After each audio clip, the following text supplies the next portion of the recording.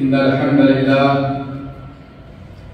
الحمد لله نحمده ونستعينه ونستغفره ونعوذ بالله من شرور أنفسنا ومن سيئات أعمالنا من يهده الله فلا مضل له ومن يضلله فلا هادي له وأشهد أن لا إله إلا الله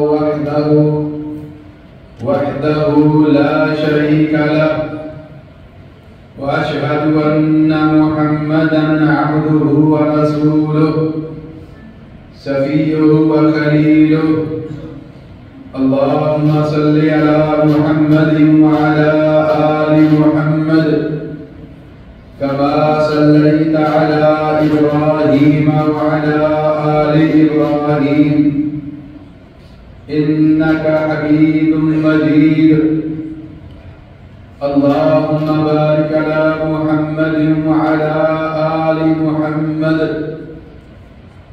كما باركت على إبراهيم وعلى آل إبراهيم إنك حميد مجيد اللهم انفعنا بما علمتنا وعلمنا ما ينفعنا وزدنا علما رب زدنا علما رب زدنا علما رب زدنا علما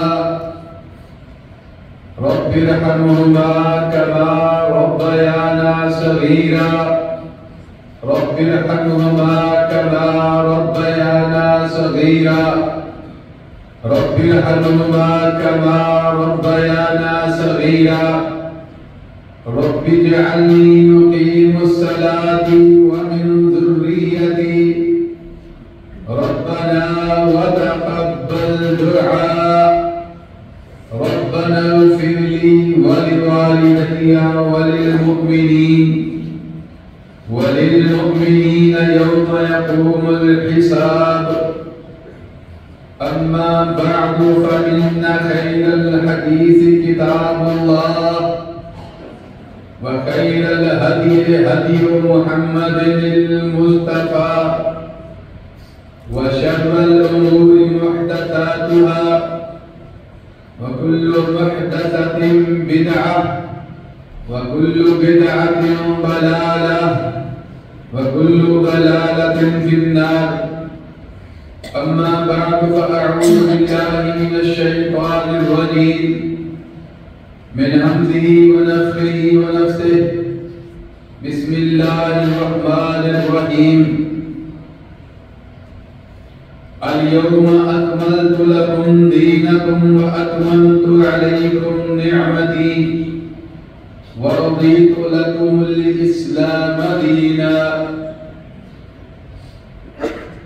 اليوم أكملت لكم دينكم آج کے دن میں نے مکمل کر دیا تمہارے لیے تمہارے دین کو وَأَتْمَمْتُ عَلَيْكُمْ نِعْمَتِي اور پورا کر دیا تمہارے اوپر اپنی نعمت کو وَرَضِيتُ لَكُمُ الْإِسْلَامَ دِينًا اور تمہارے لیے میں راضی ہو گیا پسند کر لیا اسلام کو دین کے طور پر تمہارے سسٹم کے طور پر ہر قسم کی تعریف کبریائی بڑائی بزرگی اور برتری کے لائق صرف اور صرف اللہ سبحانہ و تعالیٰ کی ذات اقدس ہی ہے وہ ذات باری سبحانہ و تعالیٰ کہ جس ذات کو ہم قاضی الحاجات سمجھتے ہیں مشکل کشا سمجھتے ہیں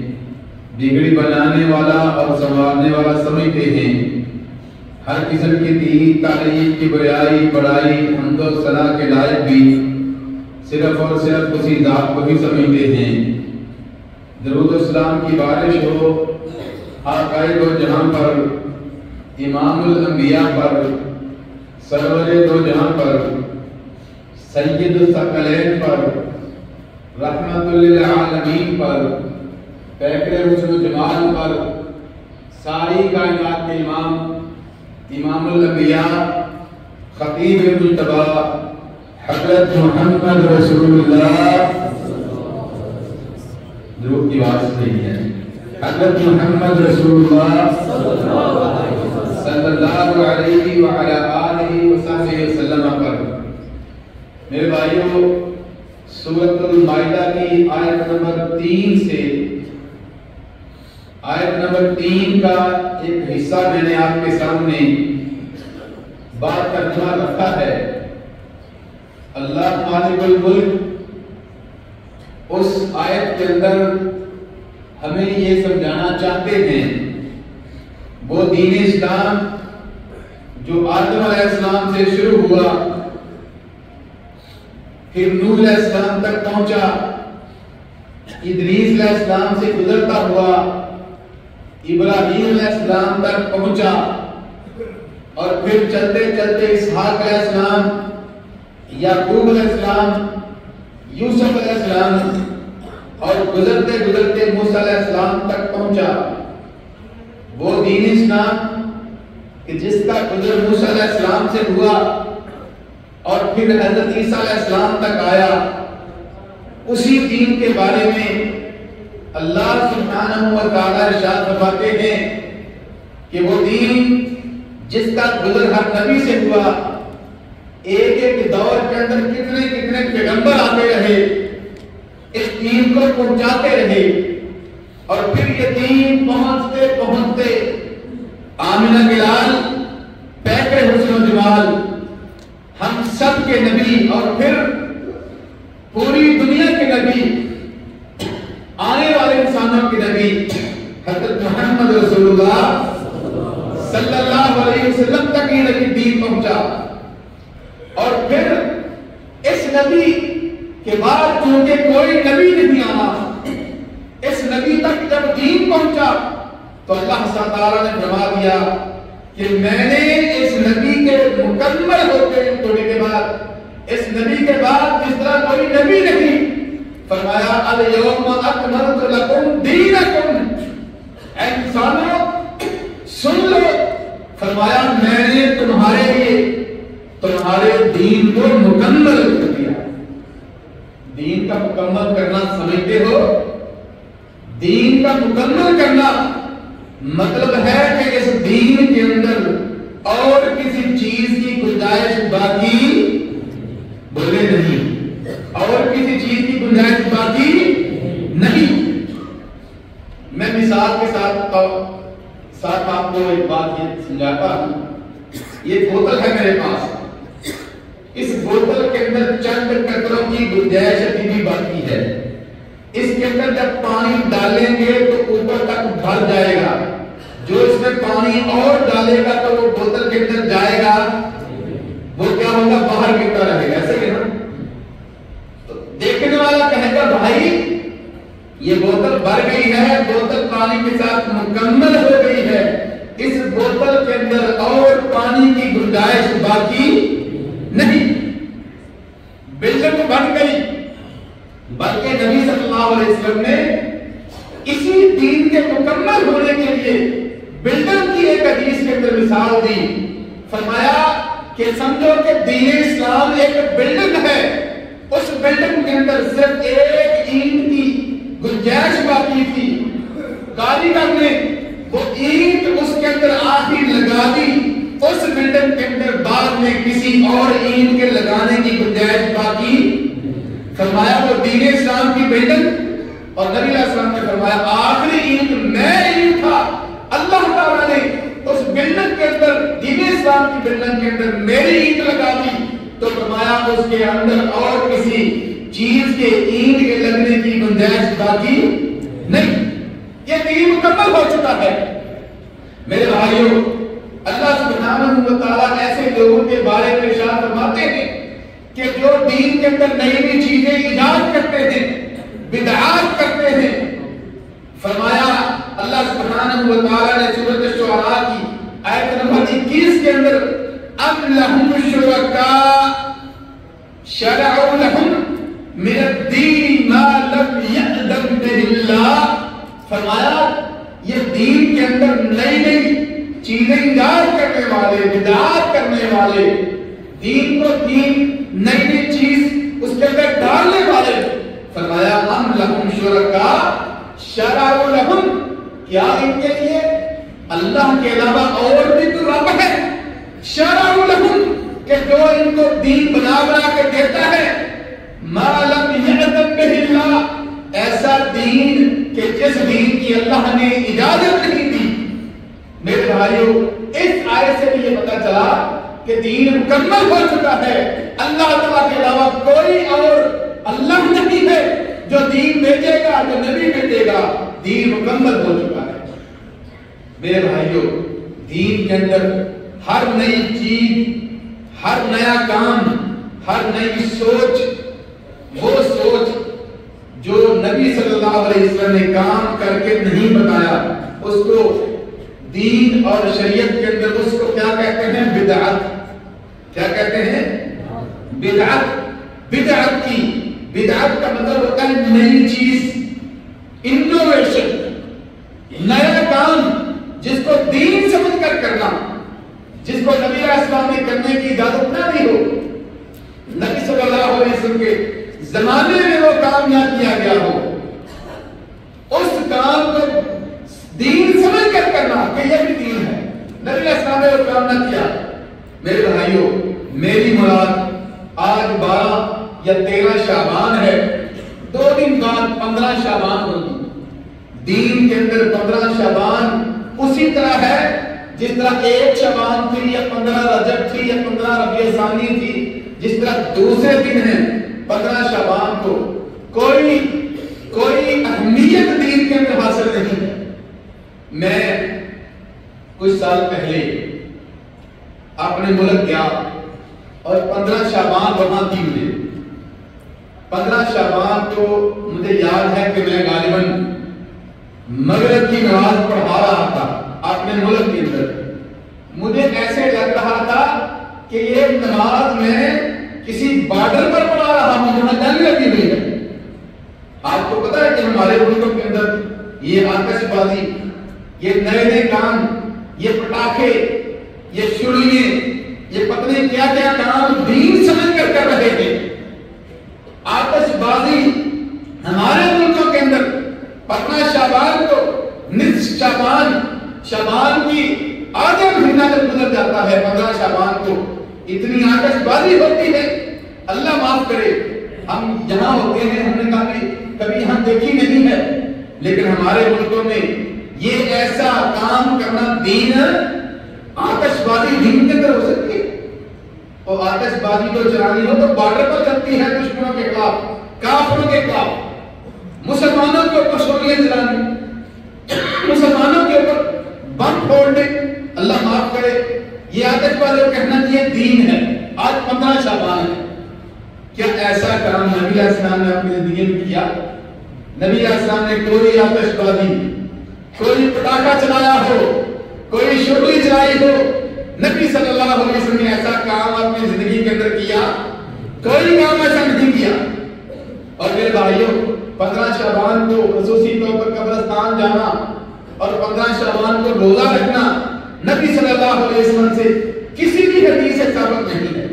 ہاں، کچھ لوگ سورۃ الدخان کی آیت نمبر 3 اور 4 میں جو آیت آتی ہے اس سے نکالتے ہیں۔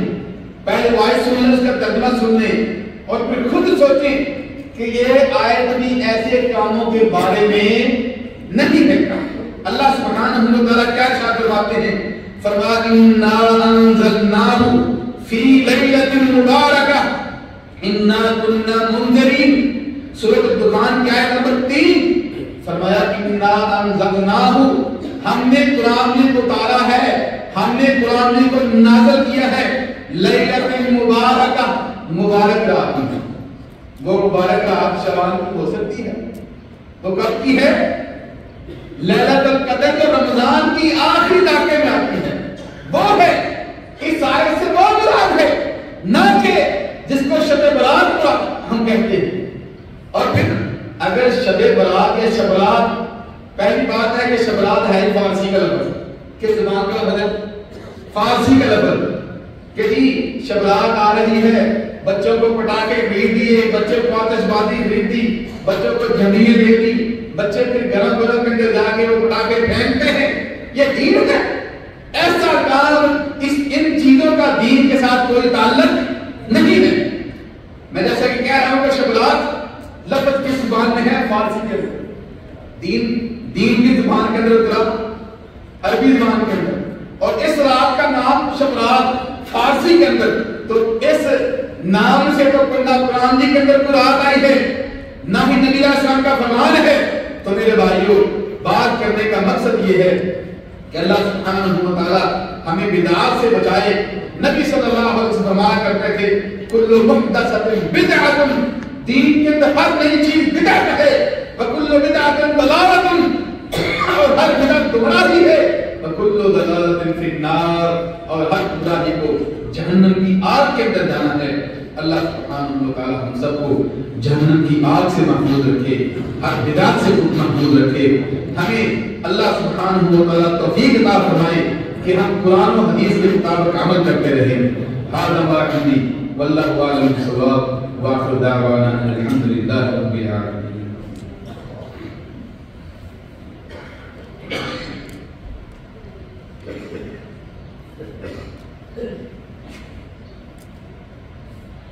إن الحمد لله نحمده ونستعينه ونستغفره ونعوذ بالله من شرور أنفسنا ومن سيئات أعمالنا، من يهده الله فلا مضل له ومن يضلل فلا هادي له، وأشهد أن لا إله إلا الله وحده لا شريك له، وأشهد أن محمدا عبده ورسوله صفيه وخليله، أما بعد فأعوذ بالله من الشيطان الرجيم من حمده ونفخه ونفسه، بسم الله الرحمن الرحيم،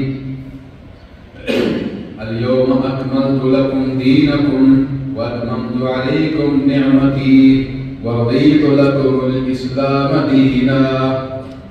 میرے بھائیوں، نبی صلی اللہ علیہ وسلم نے اپنی زندگی کے اندر ایک ہی حج کیا ہے، اور آپ صلی اللہ علیہ وسلم نے جب وہ حج کیا، حج کے دوران یہ آیت کریمہ جو میں نے ابھی آپ کے سامنے پڑھی ہے، اللہ سبحانہ و تعالیٰ کی طرف سے یہ آیت اتاری گئی، اور اس آیت کے اندر ارشاد فرما دیا گیا، اے نبی الیوم اکملت لکم دینکم، کہ آج کے دن فرمایا اللہ تعالیٰ نے کہ میں نے تمہارے اوپر، تمہارے لیے تمہارے دین کو مکمل کر دیا، وَأَتْمَمْتُ عَلَيْكُمْ نِعْمَتِي، اور پورا کر دیا تمہارے اوپر اس دین کی نعمت کو، وَرَضِيتُ لَكُمُ الْإِسْلَامَ دِينًا، اور چن لیا، پسند کر لیا میں نے تمہارے لیے اسلام کو دین کے طور پر، اسلام کو سسٹم کے طور پر۔ میرے بھائیوں، جب اس دین کو مکمل ہم سمجھتے ہیں، دین کو سسٹم کے طور پر اللہ تعالیٰ نے ہمارے اوپر مکمل کر دیا ہے، پھر ہم جب دین کے اگر اوپر چلیں تو میرے بھائیوں کوئی پریشانی کچھ نہیں ہوتا، کوئی ٹینشن نہیں ہوتی۔ ٹینشن، پریشانی، مصیبت اسی ٹائم ہوتی ہے جب دین سے باہر نکلتے ہیں، دین سے باہر نکل کر، دین کو چھوڑ کر اور چیز کو تلاش کرنے کی کوشش کرتے ہیں۔ اللہ سبحانہ و تعالیٰ ہمیں محفوظ رکھے، ہمیں اللہ تعالیٰ دین کے اندر رکھے، ہمیں قرآن و حدیث، قرآن و سنت کے اوپر اللہ تعالیٰ ہمیں عمل کرنے کی توفیق عطا فرمائے۔ میرے بھائیوں، نبی صلی اللہ علیہ وسلم کا فرمان تھا کہ قرآن و سنت پکڑو اور وقت کے حکمران کی اطاعت کرو، وَعَبْدُوا عَلَيْهَا بِالنَّوَاجِزِ، فرمایا قرآن سنو، سنت کے اوپر عمل کرو اور وقت کے حکمران کی اطاعت کرو، وَعَبْدُوا عَلَيْهَا بِالنَّوَاجِزِ، فرمایا کہ اپنے دانتوں کے ساتھ اس کو مضبوطی سے جس طرح چباتے ہیں، فرمایا اس طرح تین چیزوں کو پکڑ لو، قرآن کو، حدیث کو اور وقت کے حکمران کی اطاعت کو۔ یہ تینوں چیزیں جب ہم کرتے ہیں تو پھر انشاءاللہ تعالی ہم دین کے اندر رہیں گے۔ اللہ سبحانہ و تعالیٰ سے دعا ہے کہ اللہ تعالیٰ ہمیں دین کے اوپر عمل کرنے کی توفیق عطا فرمائے۔ میرے بھائیوں، جیسا کہ میں گزشتہ جمعوں میں بھی کہا کرتا ہوں، بیماروں کو خصوصی طور پر اپنی دعاؤں کے اندر یاد کرا کریں، اللہ کا ہر بیمار کو شفا عاجلہ عطا فرمائے. اذهب البأس رب الناس واشف انت شافی لا شفاء الا شفاؤک شفاء لا یغادر سقما. اللہ ہمارے بیماروں کو ہمارے آباء و اجداد میں سے ہمارے بہن بھائیوں میں سے اللہ جو بھی بیمار ہے اللہ اس طرح اس کو شفا دے دے کہ جس طرح کبھی وہ بیمار ہی نہ ہوا ہو. اللہ ہر قسم کی بیماری، روحانی بیماری، جسمانی بیماری اللہ ہم سب سے بھی دور کر دے. اللہ ہر قسم کی بیماری روحانی ہو جسمانی ہو اللہ دور کر دے. اللہ ہم بڑے گناہ گار ہیں، اللہ ہمارے گناہ معاف فرما. اللہ ہمارے والدین کے گناہ معاف فرما. اللہ والدین نے جس طرح ہمیں اپنی رحمت کرتے ہوئے پیار محبت سے پالا، اللہ تو ان کی دنیا کے اندر اگر زندہ ہے تو حفاظت فرما. اللہ کے والدین جس کے دنیا سے جا چکے ہیں اللہ ان کے والدین کو جنت الفردوس کا وارث بنا. ربنا آتنا فی الدنیا حسنہ وفی الآخرۃ حسنہ وقنا عذاب النار.